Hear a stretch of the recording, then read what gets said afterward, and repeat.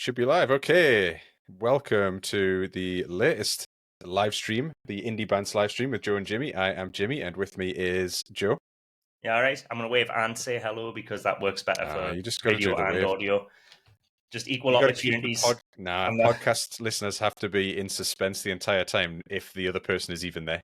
Well, that might be a case. Actually, I'll start now because I had to tell you before we went live, but I do have a potential delivery arriving, and they're not telling me exactly where they are. It's a different delivery company, so they're not the ones where they tell you exactly where the driver is and how many stops away they are, which is always nice and helpful. I do appreciate that, though they always seem to just nash off for like an hour before they get to mine. It's always like, he's 2 stops away.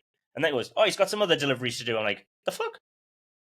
I was about to head out and then I didn't because you were 2 doors away and now you're not here. And then they get a cob on because I don't pick my phone up because I'm usually like working or doing something. Like, I called you. I'm like, I was working. Just ring the bell. They're like, well, we're not going to attempt delivery if you don't pick up your phone. I'm like, I was in a call. I was in a meeting. Anyway, So it's a different delivery company that doesn't give you the live tracking and then gets really salty if you don't pick up your phone, which I get. It's like it helps them do their job easier, but I'm also at home usually working, so there's not much I can do for you there, mate. Just deliver me shit and then just get on your way. Or give it to the neighbours. They're all very nice. Like, Joe's had this issue on it. He's just getting it off his chest. Everyone, don't worry about it. No, because we've moved at the house and we've been getting a lot of stuff delivered and the streets are fucking nightmare to drive down anyway. No, I'm not gonna lie, I'm fucking raging about it. But maybe there's like a stop off in Allara where they're just like, oh, there's like a really nice bar restaurant that whenever they get the chance, they're like, oh, we'll go there. We're dropping off in there. We'll pop in, have a cheeky afternoon beer before we deliver to this English fella up the road who just yells at us the entire time. I don't even yell at them. I'm always really lovely. Actually, I always ask them if they, how they're doing, and then as they leave, I'm always like, have a lovely day. And they're like, no hablo inglés. I'm like, no. And then you yell louder at them as if that'll help them make more them understand. Before we get into it, the last was telling us a story on there.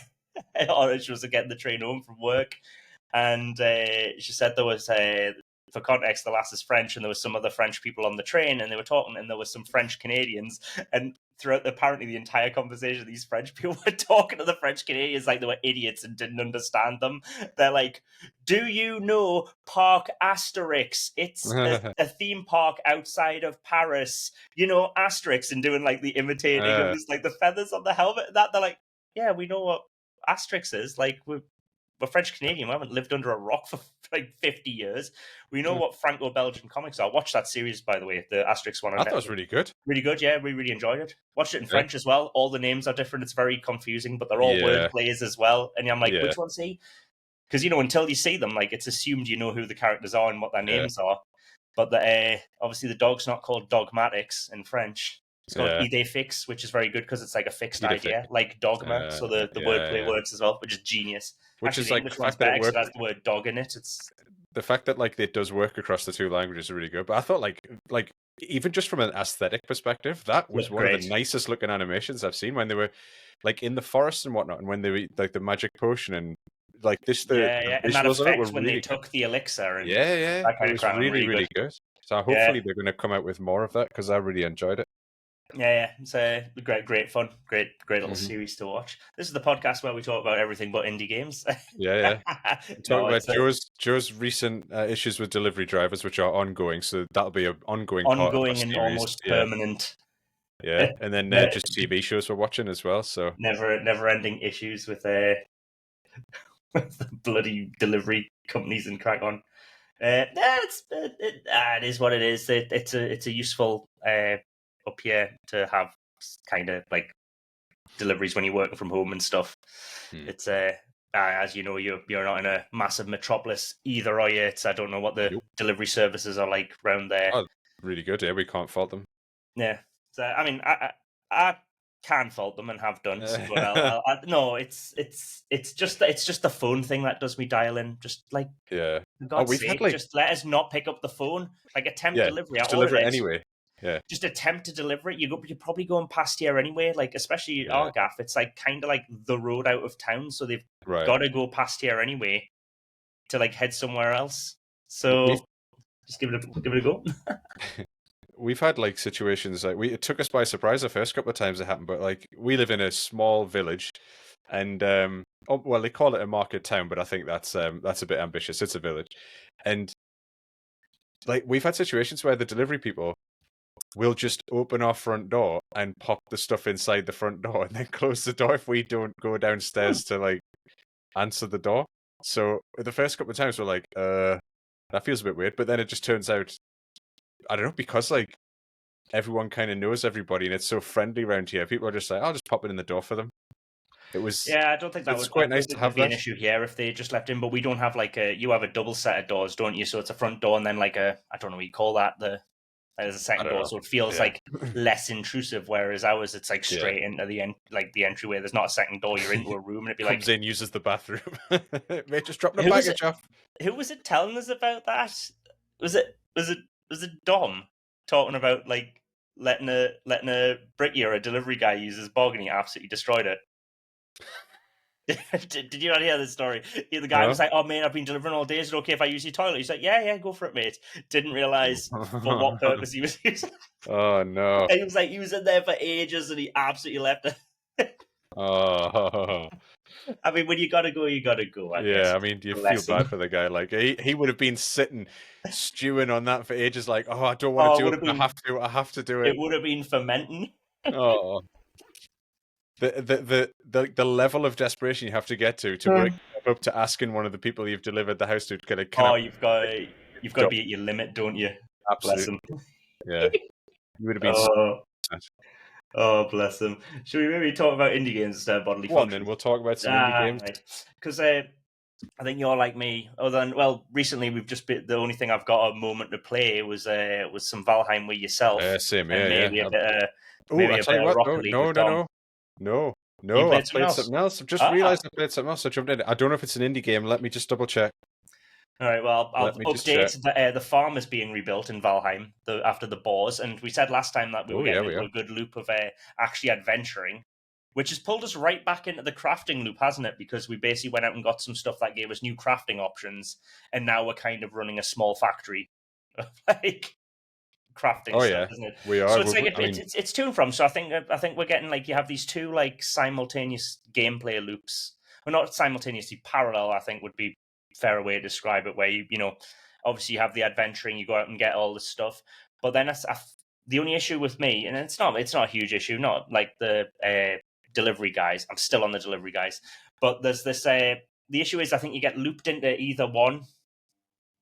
Like you kind of get trapped in them, you get trapped in the adventure loop for a bit, and you don't build anything, and you forget about building and crafting, and then you get trapped in the crafting loop where you just don't leave your base, and you spend so much time like focusing on things you can make and gathering resources that you don't go out and I mean like immediate resources, not the cool ones that you go like pillaging dungeons and stuff.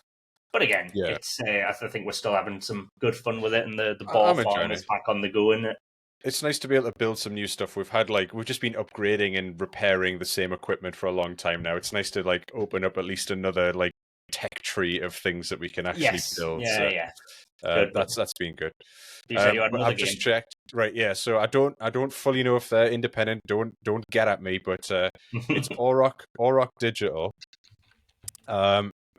Who have made a 40k game called Bolt Gun, which is, I'll get it up on screen, and I'll firstly turn the volume down so I don't deafen myself.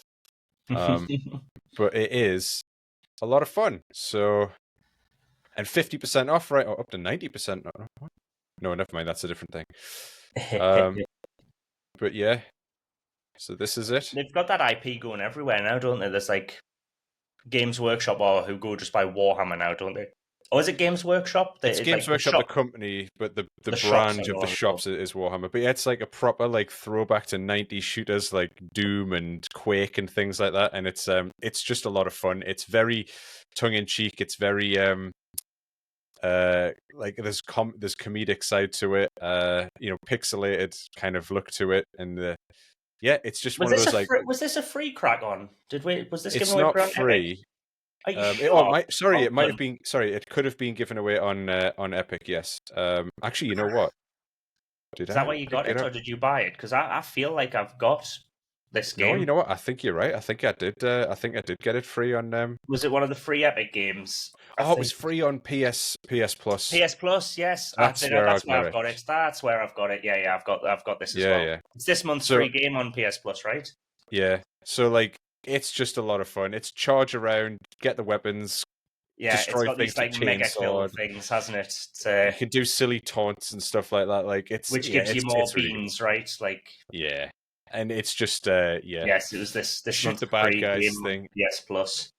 And it's I'm having a lot of fun with that. That's the good thing about this, which I don't have any other game that does this, is I can jump in and play for like 15, 20 minutes and then come off it. Every other one of my games is like you have to sit down for a couple hours to really get Invest. something out of it. So Yeah. it's nice to have a game like this. So I've been playing this as well as Valheim, but I mean, when I say I've been playing it, I think I've literally logged maybe an hour in the last 2 weeks. Yeah. It's just in But over very like small 3 or increments. 4 sessions, which is Yes, yeah, always nice. been jumping But in a you little bit. need like without games like this. Sometimes I don't feel I get to play like any games at all. This is why, like, you know, because you got to like sit there and be like, oh, do I really want to sit down for the next couple hours and do this, or do I have the time to do it? But this I that's can go, it. yeah, Yeah, I'll just chuck it on during a break and I'll play a level and then come off. that It's was good it. fun. But yeah, So I don't know. yeah, I've been playing that as well as Valheim. Smaller studio. I think I was looking up. Yeah, they've got about 60 employees. They do have a parent group which they got Yeah, publishing. in 2021, but it's definitely on the it's under the ownership of Sumo Group, which is under the ownership of Tencent. I don't know how you Okay. break all this down. Companies owned by companies owned by companies owned by companies. I don't know. Turtles But all the yeah, way down. if that is an indie game, then I've been playing that as well. It's difficult to tell these days what is and what isn't when you've got, as you say, like someone owns somebody who gets a small studio to do the game, but it's published under a much larger company. It's like, but is the studio, is the developer indie? Yes, I think maybe they are. So is it an indie That's game? it, like the indie in the sense, again, don't fucking come after us for this, but indie in the sense of smaller and more artisanal, I guess would be the way to put it. Really, I think we kind of use indie as shorthand for what's it called? Boutique, maybe more boutique and Yeah, artisanal game yeah, development, not entirely in the original just sense of one that it person. was independent from, because everything like we've seen is so like intermingled and interwoven that it's impossible to tell like who's what and who's funding what and who you know, until you see how much like the parent companies get of this, or is this thing like something they're allowed to sit and do on their own, or you know, if they said Yeah, we're here if you need us but actually you've got full like creative control, or you know, we've used the parent company to get the license from Games Workshop. Who knows? But it's got good enough indie vibes. I think you know, going yeah. with a retro look. You know, I feel like a as well. retro looking game. It's already very indie in its sense. I mean, not that AAA's Yeah, can't do retro, but they tend not no, to because they're in this arms race for graphical fidelity and scope, and you know, tends to, you know, not to be something they even bother touching. You know, where like something with retro aesthetics. So it typically it's feels, more indie. yeah. I feel like And now if it's indie can not, it's kind of. still good, right? We're not here to like hate on larger production. No, no, no. We're just celebrating the smaller ones. But like, yeah, if it's not AAA, it feels like I'm okay. I know, you know, we are trying to prioritize indie, but if it's not AAA, I feel like that's who we want to be celebrating. Like the AAA have got the budget, they've got the ability to do it, and like we want to be celebrating the games outside that world. So Yeah. that's why we pick indie. And yeah, that for me, indie is like it's the one man bands all the way up to studios that are publishing independently, even if they are larger studios. Yeah. Well, before we move on to some of the like community games, since like I said, I haven't played much. I've played some Valheim and Rocket League in the last 2 weeks, and they are like literally the only two things I've had a chance to get on and play. But I have been keeping an eye out in the community, and you have as well, looking out for great looking games that we've got. But before we mention them, I do want not necessarily a shout out, but someone in the community was nice enough to send us a DM on X and just ask before they post anything if we had any posting guidelines on stuff like Trailer Tuesday, Wishlist Wednesday, Screenshot Saturday, etc. And I was like, oh, it's very nice of them to ask before they post, because most people just post, and a lot of people get it wrong is probably a bit strong, but probably don't post in the most effective way possible. What I might add straight off the bat is, if you are replying to these kind of threads on social media like we host and have done for years, and I'll not get into why we host them and why we do them in a certain way, but what I might add is, don't just copy and paste the same tweet or share the same tweet, because that often gets flagged up as spam. There's a whole thing at the bottom, if you go through these threads, when we go through them, it says this reply is hidden because it's spam or it's suspected spam, and it's probably because you've went and thrown this on 10 or 20 of these other tweet threads and post threads, whatever we want to call them now, and the platform is obviously like, a lot of identical posts in a short amount of time. This stinks of spam, even though weird that it catches that and not all the nonsense we get in our DMs from people who aren't indie devs and stuff like that. Anyway, what I would say, and I don't even care if it's one of ours, but just pick a handful, pick the right full of the right selection of these tweet threads, post threads, whatever you want to call them.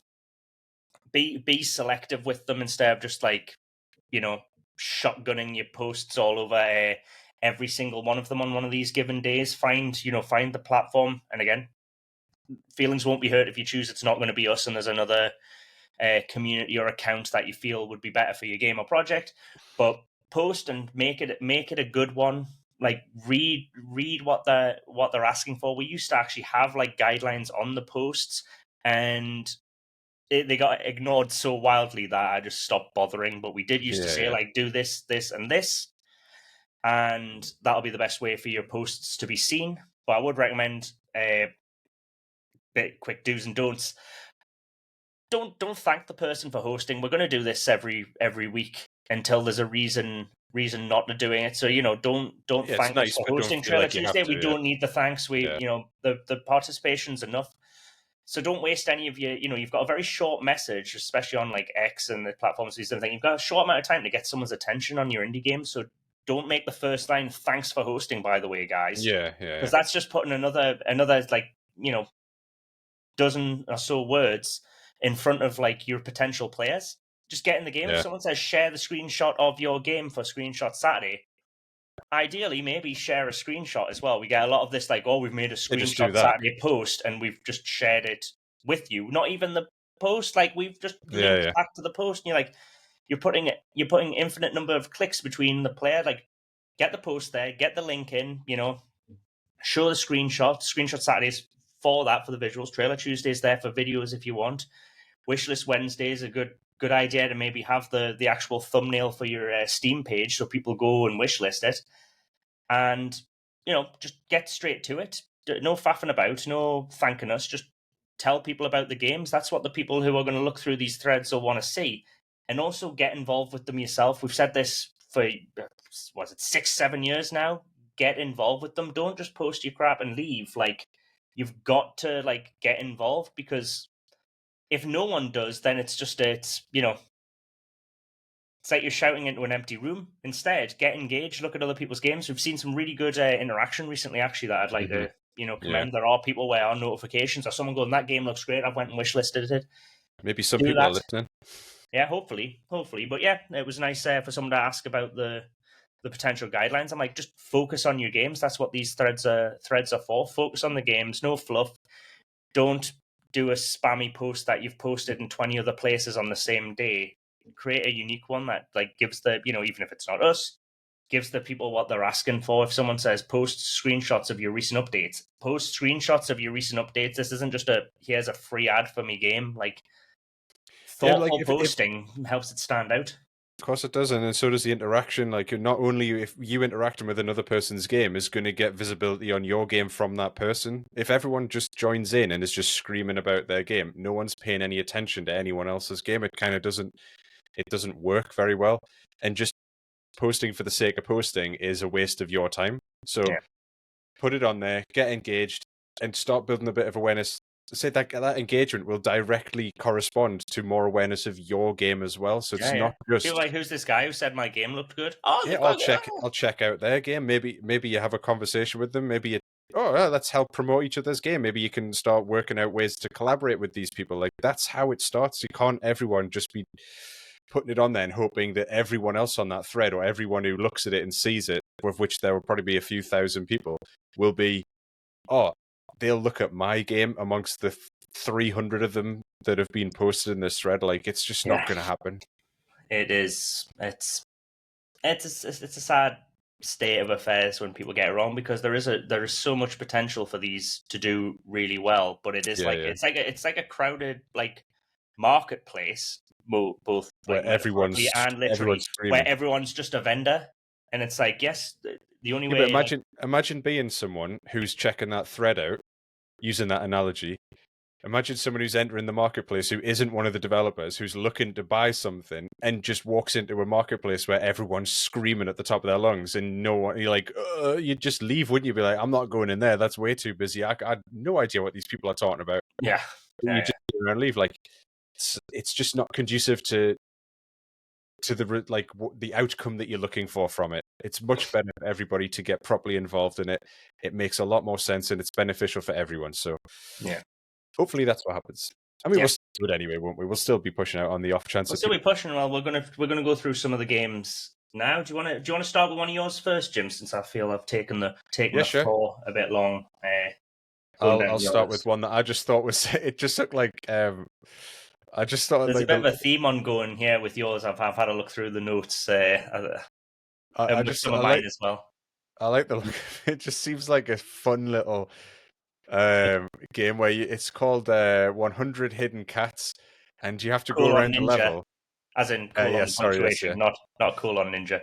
Cool on ninja. And it's like a hand-drawn environment, all the same color palette, and the objective is to go around and find all of the ninja cats that are on the level and click on them. I just thought like where's Wally? Or where's Waldo if you're American? Or where's Charlie if you're French? I can't remember what they call him in Spanish. Right. I think it might be Wally, but he's called Charlie in France. Sure. Yeah. But just, what again, sort of speaks to that thing we were talking about before about having a game where you could just jump in for a few minutes and just play a level or whatever. This would be, I imagine this is quite a nice, relaxing, like chill game. Yeah. I like the art style of it. I like the aesthetic. If you're listening live, out today and available for under €1 for, at least in my currency, pound sterling. Do you have the? Doesn't matter. It's very cheap. It looks fun and just a fun little thing to jump into and play. I just thought, we see a lot of games, and this was one that just stood out to me, and I just thought, it's nice. I haven't seen anybody else do anything like this. I want to give it a bit of a highlight, and it's nice that it coincides with they've done a few of them apparently. I'm just looking through here. There's you can get the bundle if ninjas aren't your thing. You've got 100 Hidden Cats Pirates, nice. Kitty House, Playground, and Ninja. You can get all of them for a few quid. Oh, there's 7 of them for £7.34 here in UK.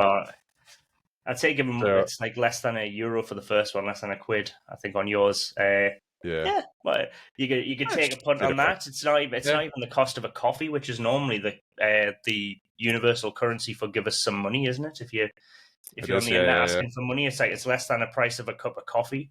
And like, who has money for cups of coffee? I have to brew liters of this stuff in the house because you can't go around buying coffees these days. Be skint. People paying $3 for their coffees. I'm like, who gets to go out and buy coffee?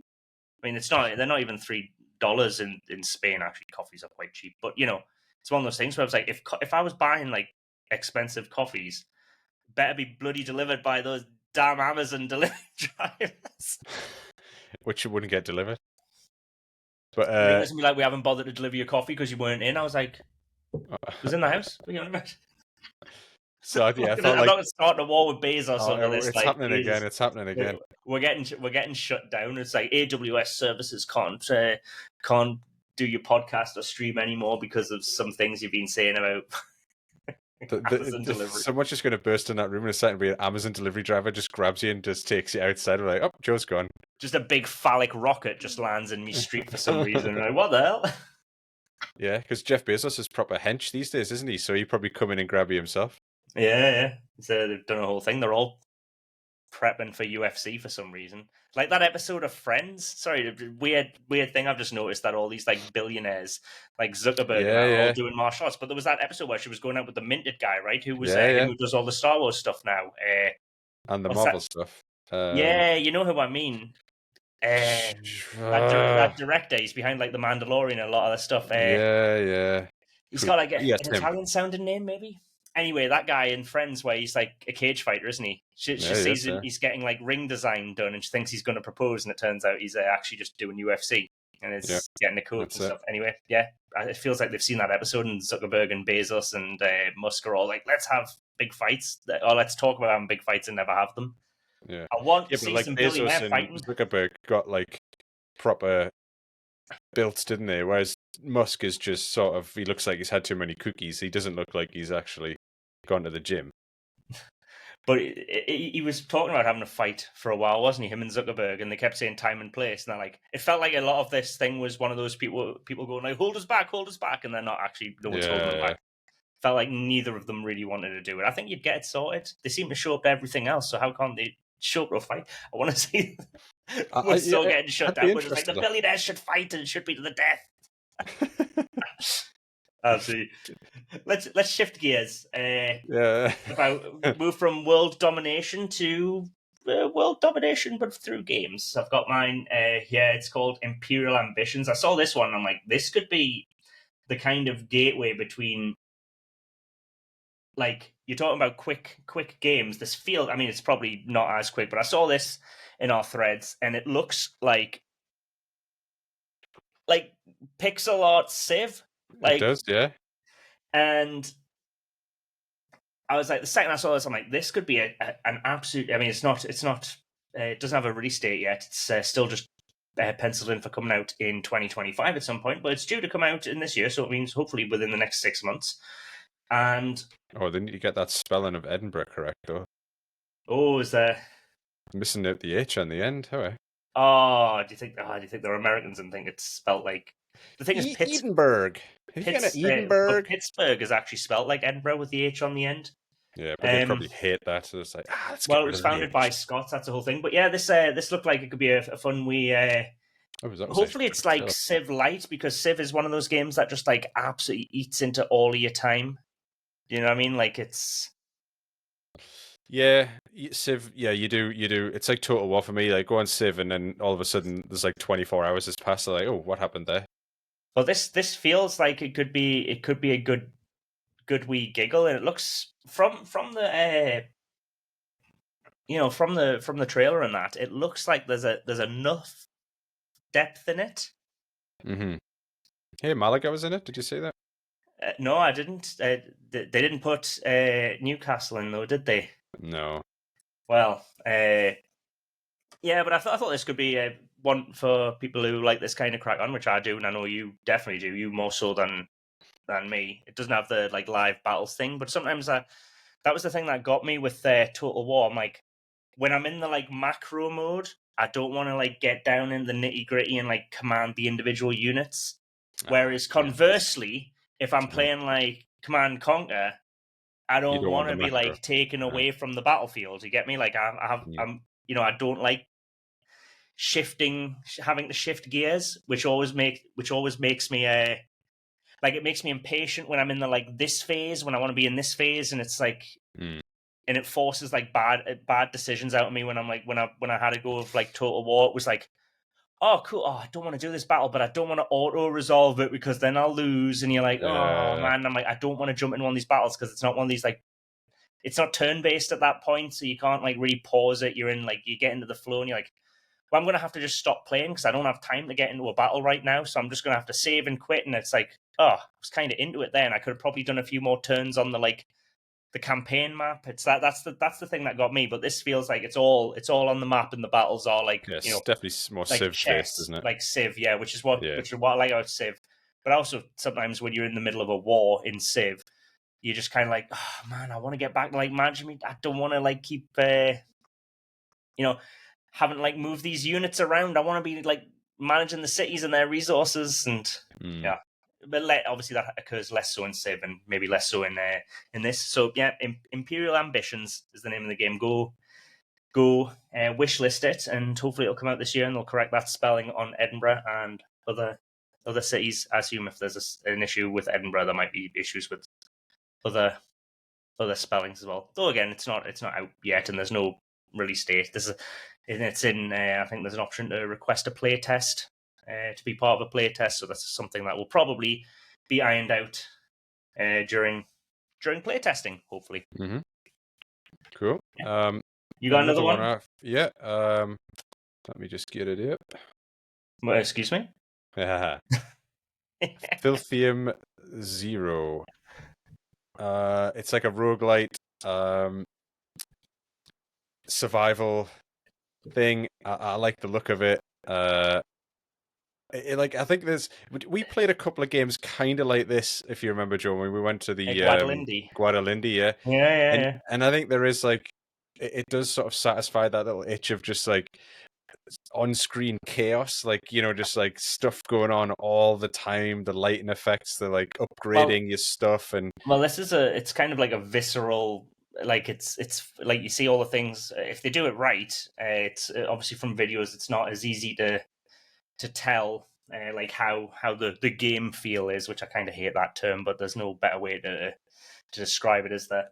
It's just like there was the original Helldivers was a bit like this. It was more cooperative and stuff, but it was this kind of like twin stick isometric vibe. Mm-hmm.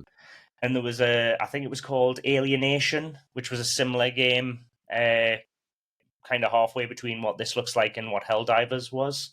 Mm-hmm. Whereas Alienation was more about like you get the end of the levels, you upgrade stuff, you get like drops and like loot and all this kind of crack on, and you can re-roll the stats of certain weapons. This was in Alienation, I think it was called, and that was kind of endless. I think I played the campaign of that game through multiple times, and every time it just gets a bit more difficult, and your guy just gets more and more powerful, and there's more and more baddies on screen. So hopefully it's got that kind of vibe. It looks like it. I do like the look of it. I do think, you know, the whole zombie apocalypse thing is a bit overdone in video games, but it does have a different aesthetic to it, this one, so it kind of freshens it up a little bit. And yeah, I don't know, just looked like it would be a good little fun, again, jump in for a half-hour session or something like that. I do find these games to be fun. I do remember there was one at that Guadalindy that I played that was very similar in its gameplay to this, in that, you know, you it was start different a level. Was it not kind of like a magic thing going on? It was, yeah. But you know, the idea that as you go through the level and beat the hordes of enemies, you level up during the level and pick which kind of like character you want to build and stuff like that, and to your play style. It looks like that. So yeah, just thought that one looked like good fun and like stood out to me. Make lots of things explode, upgrade your guy, lather, rinse, repeat kind of crack on. Yeah. A lot of nice on-screen visual effects. Always fun. Nice. I've got one on theme for you now that we saw in one of our threads as well. It's not quite 100 Ninja Cats, Jim, but it's called Cat Me If You Can, which I feel, now that you've told me about, was it called 100 Hidden Cats, right? 100 Hidden Cats, ninja version. Well, Cat Me If You Can feels kind of similar, but in 3D. I feel it's like a similar... It's like an explorer thing. I did read the... So you've got to nip around. Did you see the like derpy cat like being discovered? Like the cat's like, oh shit, I've been rumbled. It's that kind of thing, but it's like, I guess it's kind of like a 3D exploration version of the 100 Hidden Cats. Yeah. Kind of combined with was it Pokemon Snap? I think they're in the the dev said that was something they were kind of going for, having this kind of like nature exploration, go find the things and take a cool photo of them, and then obviously your reward is photos of cats. So yeah, looked fun as well. There's a cat theme for today's episode, I think. Where there is unintentional cat theme. I mean, it does look nice, like the little visual here of them walking down the street and stuff. It's I like nice. The monochromatic visuals. Yeah, can't get over that derpy cat in the bloody castle. Amazing. What's the dots called though? It's that's an art style, isn't it? Oh yeah, like the old comics, like before was it like pre-pop art? It's like it's off the like printing Is it technique, pop isn't art? it? Pop art? Is that what it's called? You might be right. I think it was. Is it proto pop art? I don't know. I didn't study art. But yes, that. People can tell. But yeah, this one looked kind of fun as well. No release date, unfortunately, so it's one that you'll have to. Yep, add it to your wish list. See what the crack on is. Have you got another cat-based game for us, Jim? I do have another cat-based game. I don't know why they're all cat-based games. Just I didn't realize we had such a strong theme I know. this week. I've accidentally done it. So this one's called Inky's Sleep. It's not on Steam. At least I couldn't find it unless I'm being really dumb, but it's not on Steam. So I'll whack up the old oh my. Get that off. Yeah. Domino's delivered. Oh, you're gonna have to watch a Domino's ad. Sorry. Okay, there we go. And now we got the audio again. Oh my god. Sorry, audio listeners, you're just being deafened by Domino's ads. Oh, Domino's, if you do want to sponsor us, not sponsored, but actually, when we moved house, there's no local Domino's here, but I'm still on their mailing list, and I used to. I mean, again, not an ad, but I used to. I used to love Domino's when I was back in Malaga because you could get home from the pub and just I'd be walking home drunk, and I'd always just order a Domino's back to the house and race it home because the delivery's quite quick, obviously, and you'd have to beat them before they shut at midnight. So I'd be there at 5 to 12, opening the app and doing repeat last order, which was always something stupid. And sometimes I repeated orders that weren't for just me, for when me and the lass had got some Domino's in, and then I'd be sat at 1 a.m. drunk eating 2 people's worth of pizza. Oh my. Anyway, not sponsored by Domino's, but tell us about this game, Jim. Well, it's all about you play as Inky, who goes to sleep, and instead of having his usual cat dreams, he starts having some weird cat dreams, and you've got to try and battle your way out of his subconscious or something like that. So it seems quite an interesting game. Looks kind of cool. It's cat themed, which obviously it had to be this week for some reason. Yeah. And it's you've got to solve riddles and things, and it just, I don't know, looked different, kind of fun, a little bit scary, and there's a cat in it, so it ticks all the boxes. Yep. So obviously it's on itch, so you can't wish list it, but you can follow the dev and add it to your collection, which I'll do for the Indie Bandits account. Make sure that's on our itch collection, which I haven't added. Well, no, we do have about 500 games in there, and we have about 3,000 more from bundles that we bought that we will have to get through and start playing at some point. There was all these charitable bundles, and I'd got in all. I think at some point I don't even know what I was supporting. I might be on some horrible blacklists somewhere for funneling money to causes, because I was like, oh, loads of games for a discount. Nice. I'll get these for the Indie Bandits account. So yes, we add that. We'll throw Inky's Sleep onto our collection. Yeah. And So you got a final one to talk about? I'll do a final one. Do you know what? We'll skip some more. We'll chat about them next time. But the one I want to talk about is Home: A Story of Light. I don't know if you've had a chance to look at this yet, Jim, or if you're discovering it for the first time. Oh well, get this up, and I'll let the trailer do a lot of the talking. So it's a point and click adventure. Yeah. Oh, hello. Wait, did you spot that? I think you spotted it, right? Yeah, the pub sign. Oh wait, no, it gets better, pal. It's pub sign. The pub called the Geordie Lamp. Great name. Yeah. Love a bit of the Geordie Lamp. Never been it. Oh, is it just a point and click adventure set in the northeast of England? It bloody is. Yeah. Nice. With which you can't hear it on the obviously with the audio off for the trailer. But there are folk chatting in Geordie accents, by the way. Oh, nice. That's what it says. Grayson toasted his side. The mouse took a peek at the chef. Yeah, it's how do we, man? Get your bloody mouse out of here. I'm trying to cook some scran. Yeah. Mouse tweaks in Geordie. Which, I'm not going to say that, this kind of thing automatically makes the game good, but I do it's always nice to have some kind of representation. I mean, we were doing it there, but I feel that our accents always get like ripped on, and this one seems actually just like it's not. Our accent isn't a joke in this. It's just actually just that's where it is. Nice. He actually It's used not the word it's not doilem, used for it's not used for comic effect. Sorry. He called someone a doilem in it. I've not heard that since I was at Oh, school. Doilem. amazing, right? Yeah. Doilem. So yeah, you've got you play as this lad Grayson, who's got a wee pet mouse, and you're just trying to the classic point and click, solve puzzles, unravel the story. It's I saw this and I was like, I actually clicked on it not knowing it was set in the Northeast. I just thought, I was like, this looks good, and then the second I was like, it's up in the tune. You gotta. I was like, I can't not include this. I mean, there's a good, there's a really good heritage. Would you say there's a good heritage of game development in the Northeast? There is, yeah. But sometimes struggling. Obviously, we've got pals who work in the industry, and going back years, when they had the original Driver game, you remember that there was a secret demo build level that they'd made that was just around the quayside in Newcastle. There's like videos of that on YouTube if you want to go check it out. But that kind of thing is always nice, and I think everyone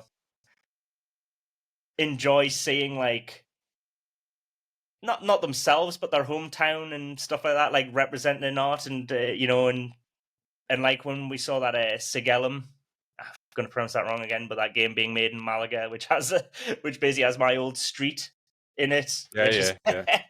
But I mean, in a spooky version. But yeah, it's always nice, and I'm always happy to sing the praises and support. I don't even think the studio isn't based in Newcastle. From what I could read, they're down in London. It's three mates working together. They didn't mention whether or not they were actual Geordies, but they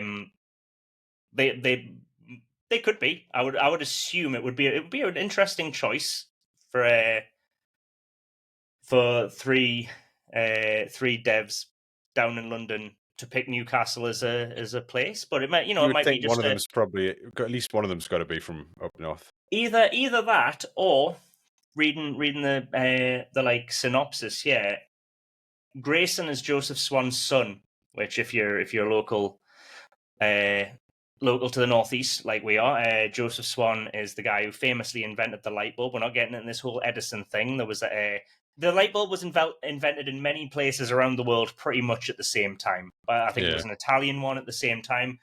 If you watch TV shows and that, especially American TV shows, they will say Edison invented it. If you grew up in the northeast of England, like we did, we were always taught that Joseph Swan invented the light bulb, and our hometown was the first place in the world to have electric street lighting. Remember that down Beaconsfield? Yeah. Next to the pub. And up by in Low Fell area, that's the first house lit but fully by incandescent light as well up there. Yeah. And then obviously the steam train. I mean, the Northeast is pretty good for stuff that was invented for the betterment of everybody else, wasn't it? Yep, and I think perhaps that is the reason they've picked the Northeast for this, since they've chosen the character to be the son of the inventor, and has to be around there. Now, this is going to upset a lot of people from that area, but Joseph Swan was from Sunderland, if I'm not mistaken. So, so this could open a whole can of worms. We might be just because if the people of Newcastle and Sunderland don't need another reason to fight about stuff, they're going to be like, "What? Why is Joseph Swan's son bloody like hanging around in?" I don't know why I can't do a Macam accent, I'm afraid. But I think for about 99% of the English-speaking world, it wouldn't matter because they probably wouldn't be able to tell the difference. They wouldn't be able to tell the difference. Yeah. So yeah, that's one that caught my eye, and then I was like, "Yep, I'm hooked. This is great." There was a game years and years ago that was supposedly coming out about post-apocalyptic Newcastle. Do you remember this? I think you met some of the devs. The concept work for it and stuff. Yeah. It was incredible. They had this kind of like My Neighbor Totoro, like mossy golem thing following them around, didn't they? And that looked great, and it never got off the ground, did it? But it was I think it was some company based out of the Sage. It's not called the Sage anymore, that building, is it? But you know what I mean. It was not like that, but it was they have like supported projects. Anyway, there was that going on, and that never came to light. So it'd be nice to see this, no pun intended, Home: A Story of Light, released again. Another game that's got no release date fixed yet, but you can always wishlist it, and there is a demo to play on Steam. So go check out Home: A Story of Light. Mm-hmm. Oh, that's a good chunk of games. Yeah, and I've got. Wasn't any cat in that last one though, Joe? There's a mouse though, so there's a mouse, but that's the ongoing theme. If we can get one with a dog in, we've got a whole like Tom and Jerry episode. We do. Yeah, it's a decent selection of games, and obviously since we haven't had a lot of time to play any, these are all straight from the community. These are all games that we've seen in our threads that we do on X. So we do look at them. Yeah, obviously. We do. Yeah, we go through them. So if obviously, if you'd like, we get so many requests for people to obviously share and talk about the games, and we got through a handful of them there, but we are getting like hundreds sent to us every day, and that's just on the threads. That's not including the DMs where people are always obviously desperately asking us to focus on their games. I do want to give a wee shout out to our Ko-fi, because people keep requesting and I keep having to say, look, we can't say yes to everyone, but we do offer shout outs and stuff like that if you would like to send the price of a coffee our way. That's it does help us keep the lights on here, and pay for stuff. We don't maybe one day this will be our salary, but Indie Bandits is as independent as the games we celebrate. We do and fund this all ourselves, and any help pays for stuff like the website hosting, being able to do the podcasts. I mean, the audio equipment comes out of our own pockets. We can't. I mean, if everyone sent us $3 or euros or any three of any currency really would help. But if anyone would be kind enough to do that, then we could buy yet more audio equipment to complain about when it gets delivered. That's it. If we had everybody just turn around and go, here's $5 for your work for the rest of the year, it'd be like, we could probably do this full time. Well, if I don't want to do the numbers, but if the 20,000 odd followers we have on X wanted to hoy a little bit our way, that would help a lot. But we don't do this for the money. No. What we do offer a lot of things for free, including the emailer, our newsletter that goes out once a month. That one went out a couple of days ago. If you'd like to sign up for that, there is a link both on the website indiebandits.com, and also you can find it in our pinned post on X at the minute. Has a link where you can sign up.